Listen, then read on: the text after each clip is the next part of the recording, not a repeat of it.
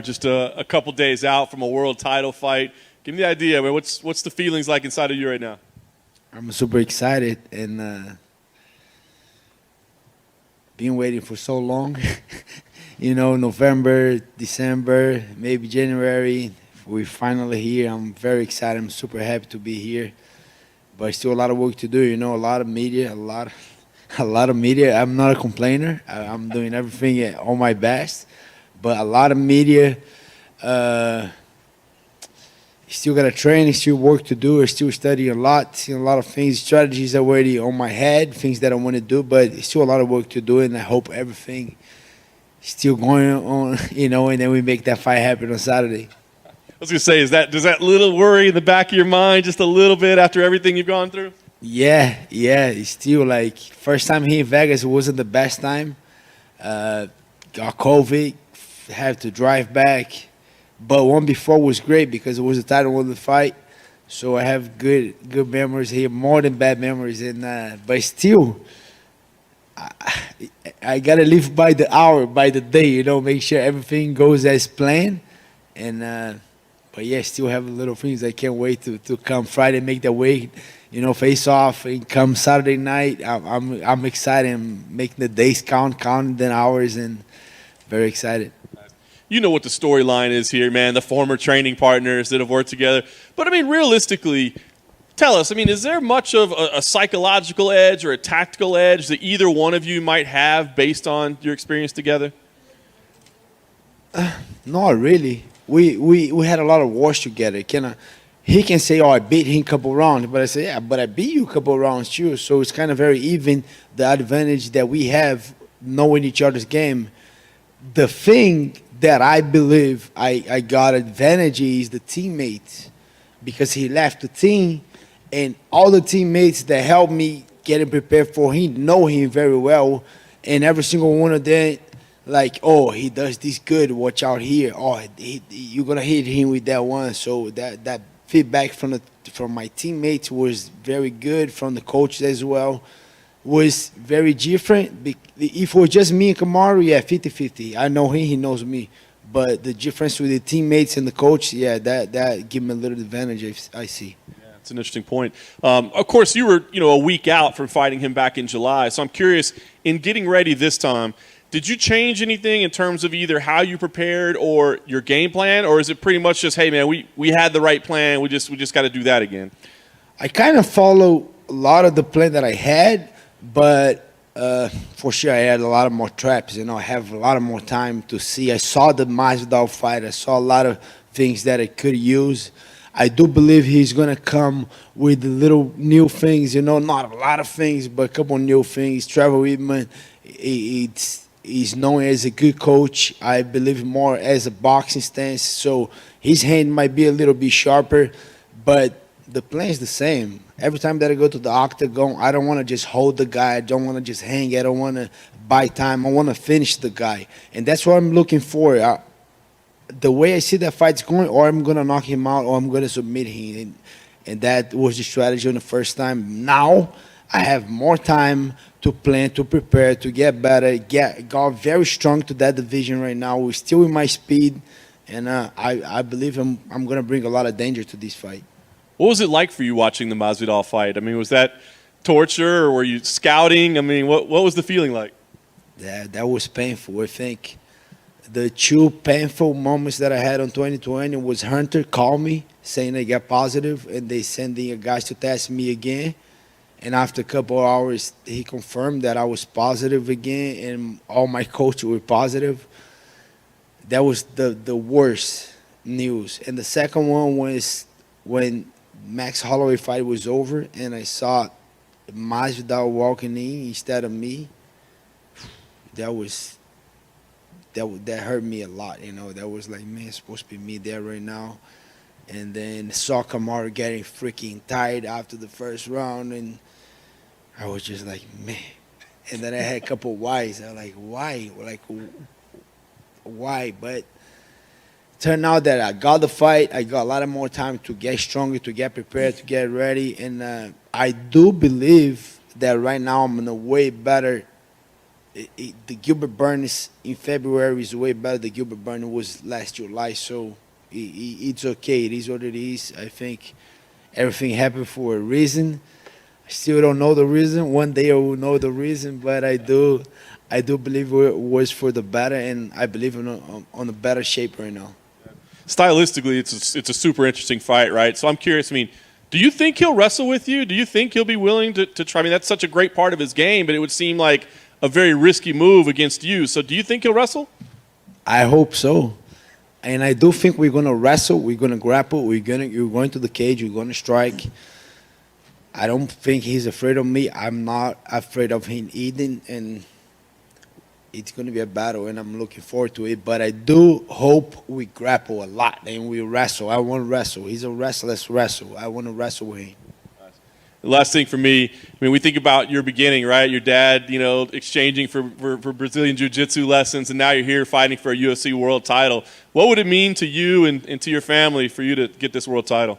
Will mean the word for me will be a confirmation of my parents, my dad making the tough but the right decisions on the right time, and me conquering that UFC world title will mean a lot. And then I got the way I said that multiple times, not only for me, it's for me for sure, because I do what I love, I do what I want. I want to be the champion. I don't have to be, but I want it to be. And I do that for me first because I like to fight. I love to fight. That's what I love to be, is inside the octagon. But I do for my family as well, for my team, for the whole Brazilian fans, the Brazilian nation. They suffering so much right now with COVID, as the rest of the world. And I want to be a good hope for these guys. See, they know from my beginnings, from where I came from, and I'm here right now on that big stage. So I want to show to everyone in Brazil that if I made it, they can make it too, because it wasn't easy. It wasn't easy. I had a lot of ups and downs, but it wasn't ever impossible. I always believe in myself. I had a lot of good mentors on my, on my whole journey, on my whole career. I have a great coach, got great fighters behind me, a lot of great person, and I made it, and then I just want to make that very clear in Brazil, because if I could make, why not, and then I want to be that big hope from Brazil. And it's not only for me, for sure it's for me, but it's for a lot of more people. So it means the world for me to be able to give it back for my parents and for a lot of person in Brazil. So I'm very looking forward. I'm super hungry.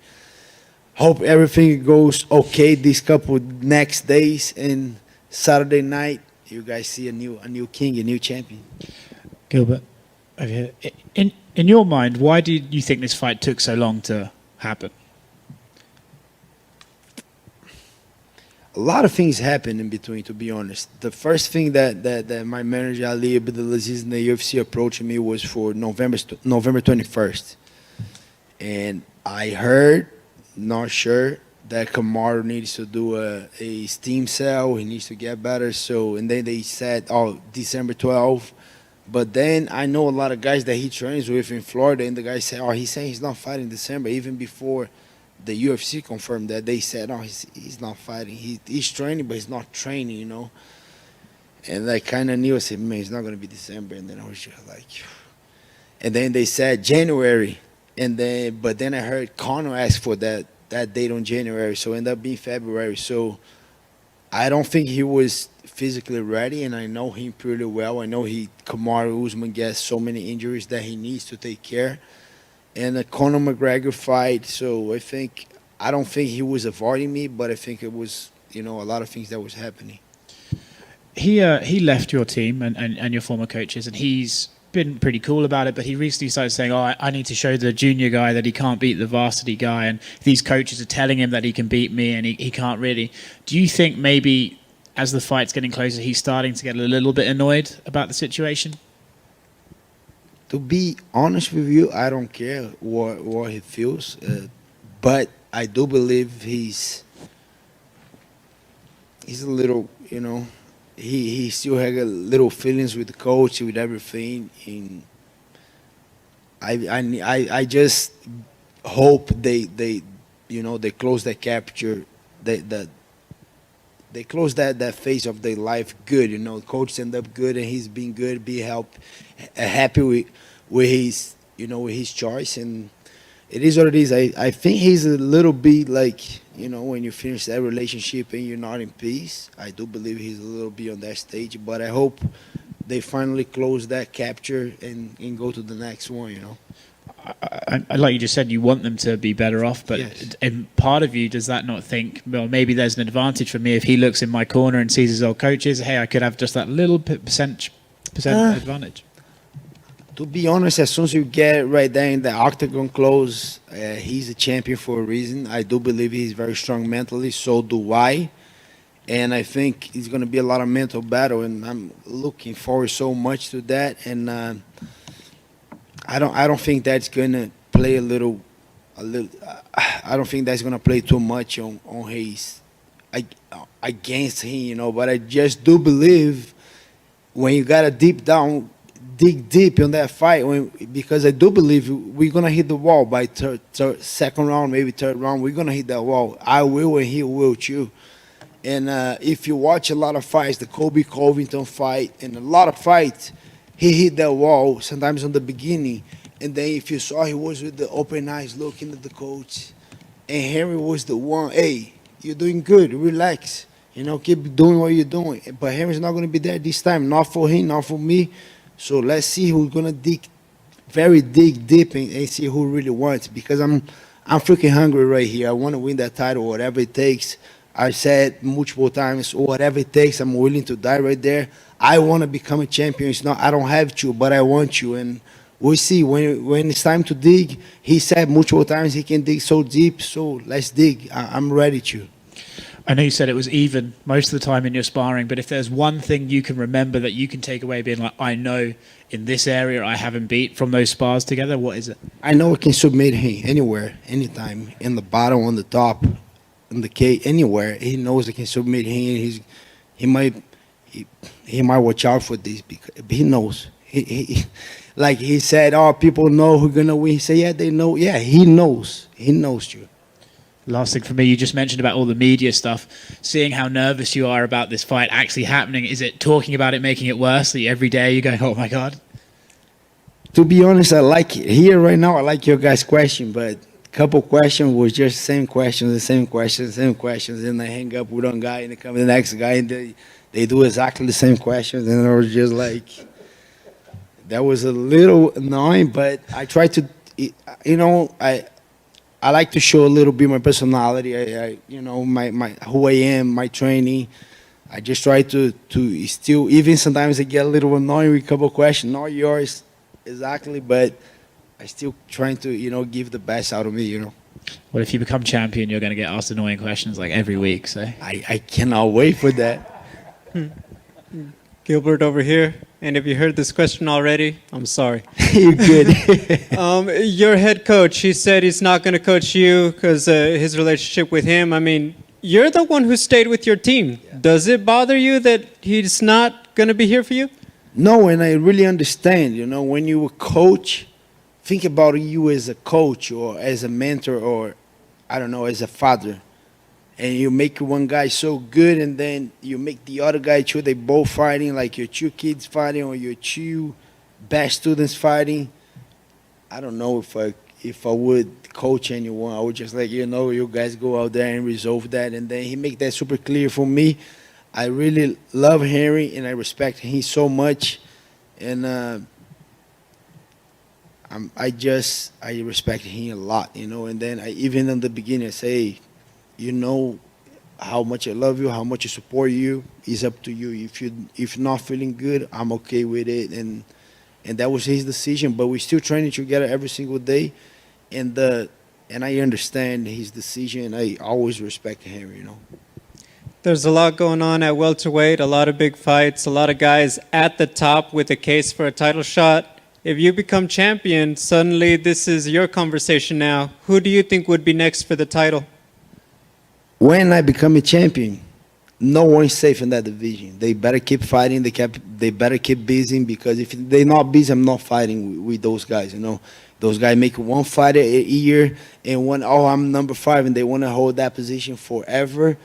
They're not fighting. But if they stay busy, they stay there. No one's safe. I'm fighting any one of the top 5 right there. I think The most guys that deserving as of right now might be Leon Edwards with a win over Khamzat Chimaev, and Colby Covington are right there too, but they got to stay busy. And like I said, no one's safe. I love to fight. Don't think, oh, I'm going to get the belt and I'm going to chill. No, as soon as I get that belt, I don't know when, because, you know, those, now I understand those guys, because those 5 rounds camp are not easy. Not easy. 3 rounds camp is a different, but 5 rounds camp, those are tough one. And then I'm on the middle, and a couple guys coming. Beginning of the camp, we're doing 7 6-minute rounds, 7-7-minute rounds. It's not easy. So for sure, my body needs I need a little rest. I need to spend a little time with my family. But when I say a little time, it's like 2-3 weeks. It's not like 3 months, 5 months. No, it's 2-3 weeks. But I'm looking forward to come back as soon as I can. We say June, July to defend again. Then another one at the end of the year. I'm gonna be a busy one. I love to fight. I love what I do. I'm 34 years old. I do believe I'm very healthy. I don't have no surgeries on my body. I'm pretty healthy. It might be 5 more years on me. Let's say 4 to 5. No more than 5, but 4 to 5. And I want to fight all the best guys in the world, and I'm going to stay busy. So me winning that title, all the top 15, you guys not safe, because I'm going to give a shot to anyone that is in the position they're going to fight and line them up. I'm coming. Thank you.